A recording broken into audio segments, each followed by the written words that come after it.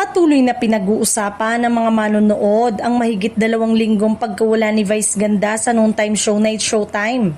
Marami ang nag-aabang ng kanyang pagbabalik matapos ang Semana Santa, lalo na pagkatapos ng Easter Sunday. Ngunit sa pinakahuling episode ay kapansin-pansin na wala pa rin ang tinaguriang ang kabogable star.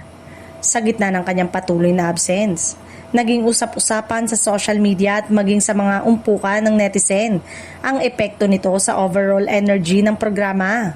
Ayon sa ilang komento, tila may antok factor umano ang show kapag wala si Vice at hindi raw sapat ang kasalukuyang dynamics ng mga natitirang host para mapanatili ang dating sigla nito.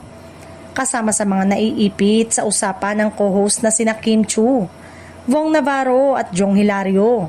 Bagamat kinilala ang kanilang kakayanang sa hosting, may ilang netizen ang nagsasabing iba pa rin ang impact na naibibigay ni Vice sa programa, lalo na pagdating sa pagpapatawa at mabilis na banter. May kumakalat ding mga hindi kumpirmadong ulat na umano'y naapektuhan ang ratings ng show mula sa pansamantalang pagkawala ni Vice Ganda. Gayunpaman, wala pang opisyal na pahayag mula sa network hinggil dito.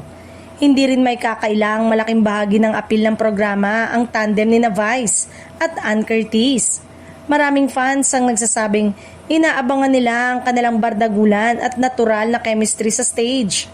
Gayunpaman, napapansin din ng ilan na hindi rin consistent ang paglabas ni Ann sa show kamakailan, na lalong nagdagdag sa pangungulila ng viewers sa kanilang presensya.